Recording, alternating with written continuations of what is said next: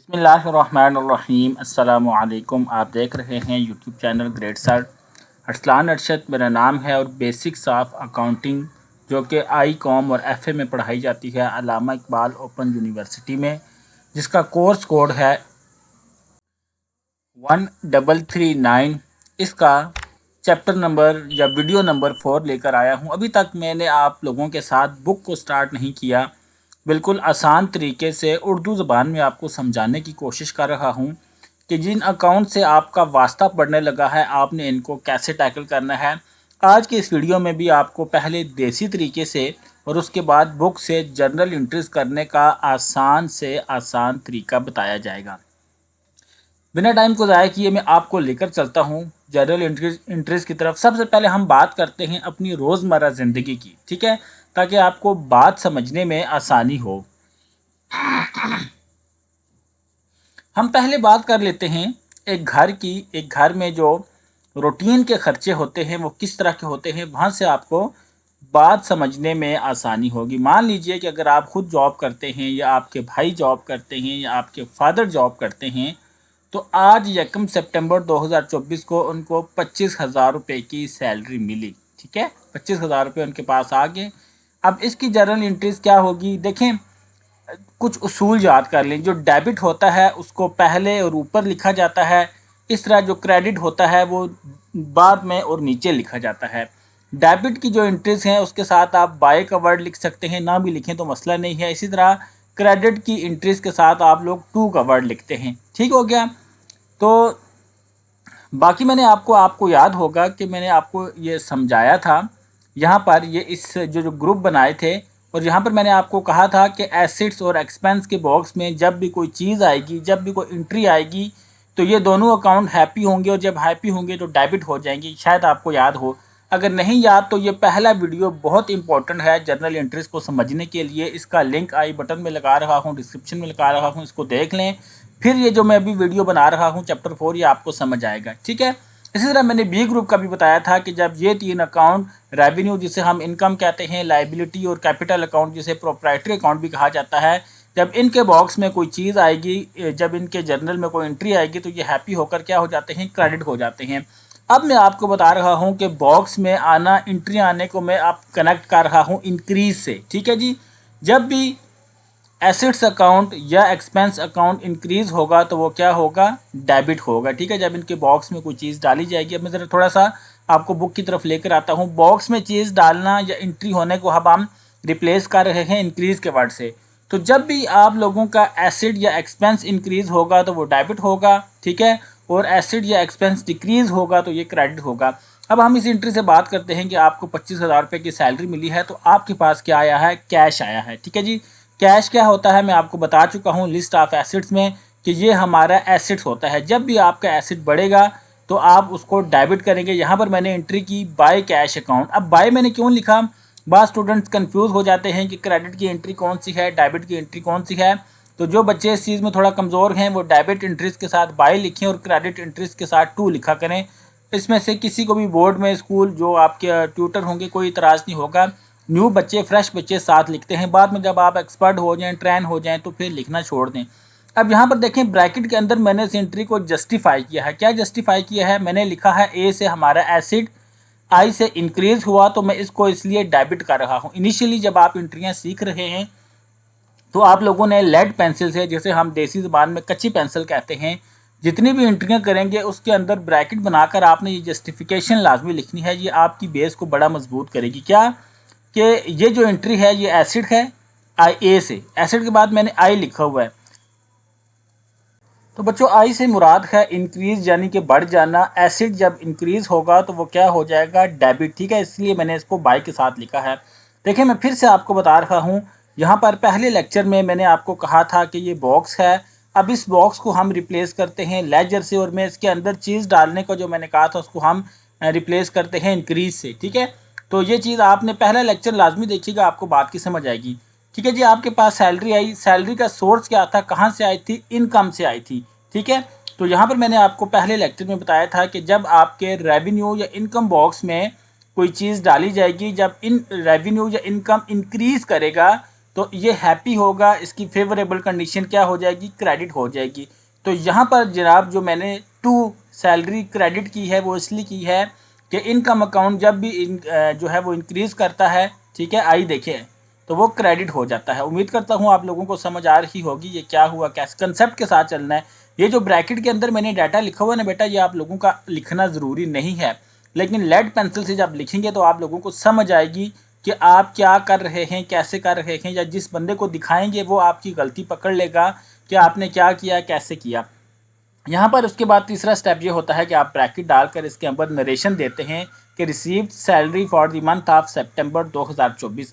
अगली एंट्री की तरफ चलते हैं। अब उसके बाद सैलरी आप लोगों को मिल गई, तो पहला काम आप लोगों ने ये किया कि 8,000 रुपये का घर का राशन खरीदा। वैसे तो 8,000 रुपये का राशन नहीं आता, लेकिन क्योंकि आपको समझाने के लिए मैं बड़ी बड़ी अमाउंट्स नहीं ले, तो आप लोगों ने ग्रॉसरी परचेज़ की।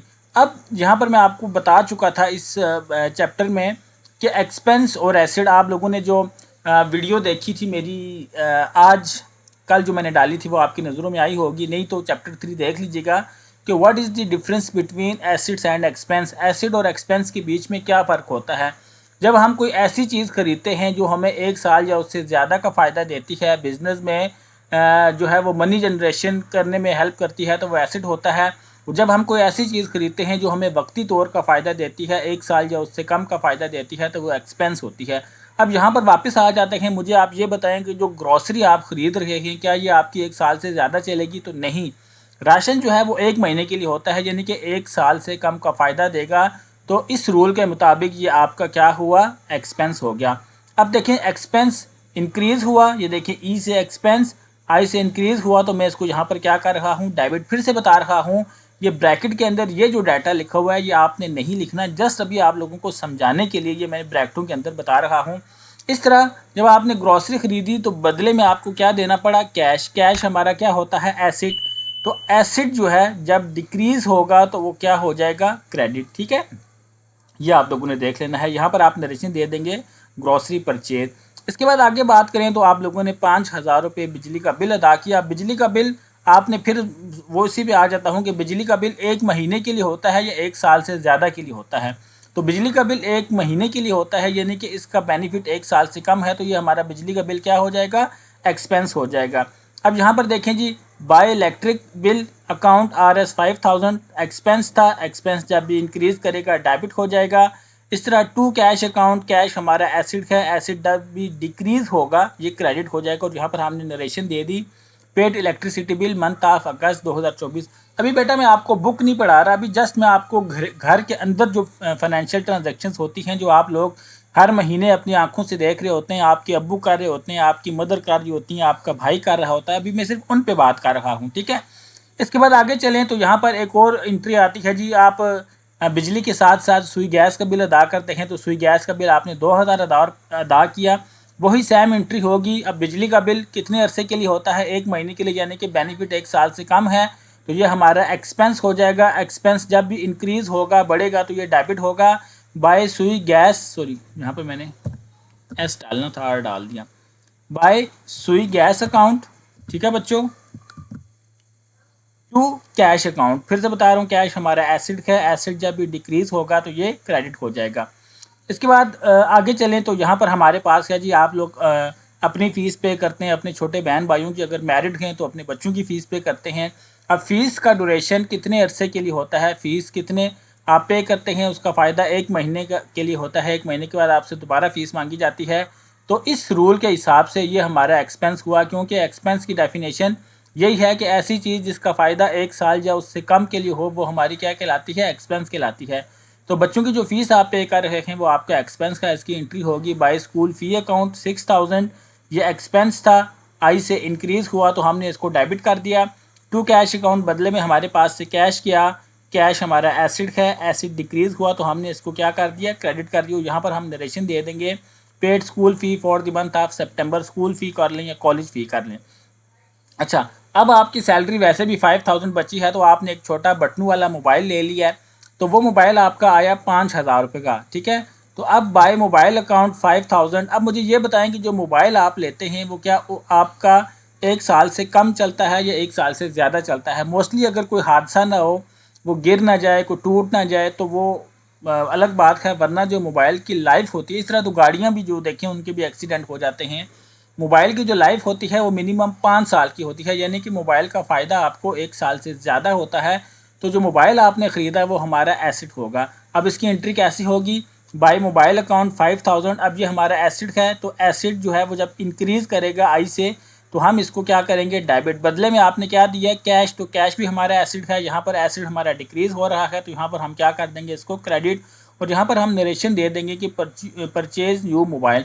तो ये बच्चों ये वो देसी तरीका था कि मैंने आपको बताया कि आपने जनरल एंट्रीज़ कैसे करनी है। और एंट्रीज़ को मैंने बड़ी लंबी चौड़ी नहीं, आपके घर की कहानी बताई। हर घर की कहानी है, जब सैलरी आती है तो ये नेसेसरी एक्सपेंस होते हैं, ठीक है।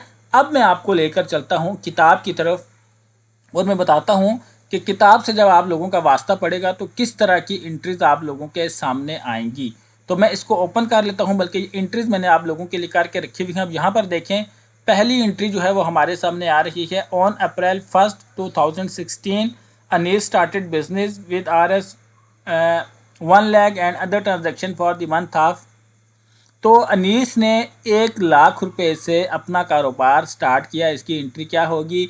बिजनेस के पास पैसा आया। जब पैसा आया तो पैसा कैश होता है, कैश एसेट होता है। एसेट जब बढ़ेगा तो हम उसको क्या करेंगे? डेबिट करेंगे। ये देखें, बाय कैश अकाउंट। अब इसके आगे मैंने लिखा नहीं है, ये कैश क्यों डेबिट हो रहा है? कि बिजनेस के पास पैसा आया है।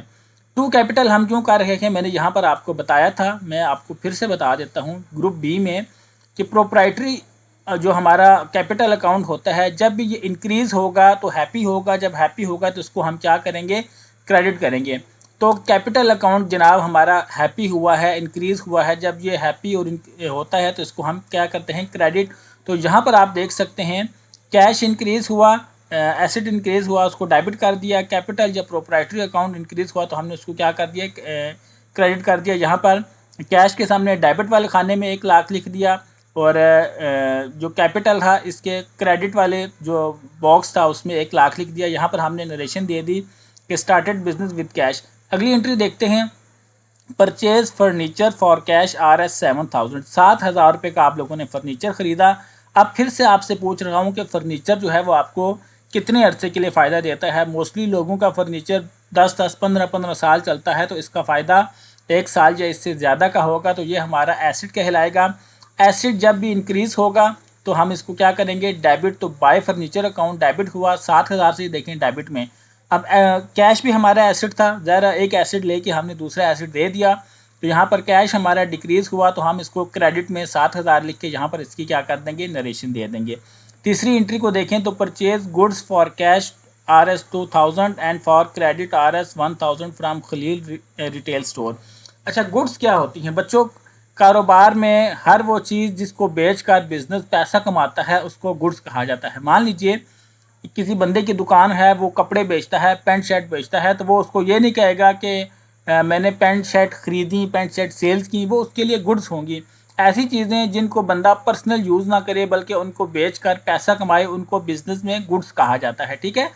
तो कारोबार के लिए गुड्स खरीदी की, कैश में 2,000 रुपये की खरीदी की और 1,000 रुपये की उधार में खरीदेगी। देखें, आप लोगों ने अक्सर देखा होगा, आप लोगों ने कभी किसी ग्रॉसरी स्टोर पर, कभी किसी करियाने स्टोर पर उधार लगाया होगा।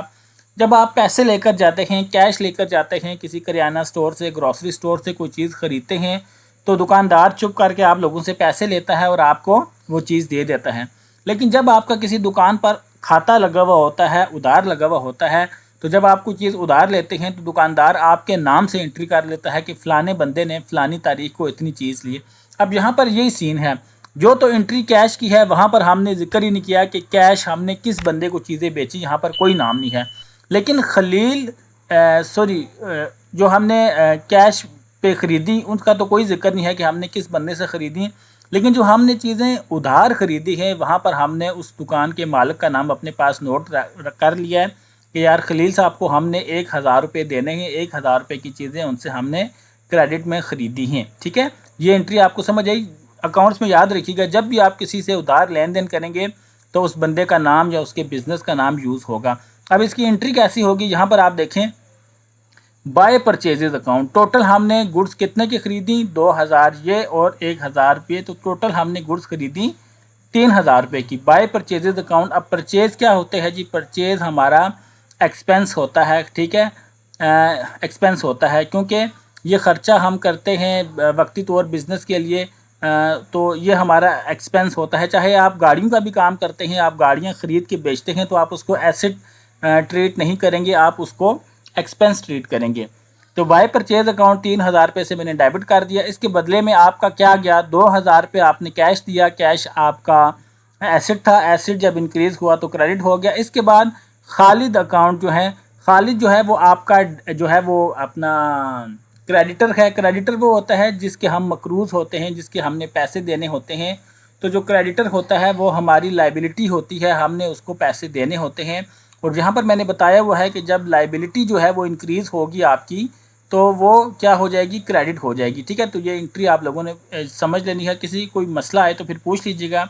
इनिशियली मुझे ये लग रहा है कि आपको सारी बातें समझ आ रही है। यहाँ पर हमारा एक्सपेंस इंक्रीज़ हुआ इसलिए डेबिट हो गया। जहाँ पर हमारा एसेट डिक्रीज़ हुआ इसलिए क्रेडिट हो गया। और जहाँ पर हमारी लाइबिलिटी, क्योंकि उधार लिए, जब आप किसी बंदे से उधार लेते हैं तो फिर आपकी ज़िम्मेदारी होती है कि वो पैसे वापस करना। तो खालिद साहब से दुकान के लिए ₹1000 की चीज़ें उधार लेगी। अब हमारी लाइबिलिटी है कि हमने खालिद साहब को ये पैसे वापस करने हैं, लेकिन लाइबिलिटी जैसे ही इंक्रीज़ हुई तो वो क्या होगी? क्रेडिट होगी। तो इस तरीके से हमने कहना है कि bought goods on cash and credit, के कैश पे और उधार पे हमने चीज़ें ख़रीदी हैं। इसी तरह आप अगली एंट्री देखें।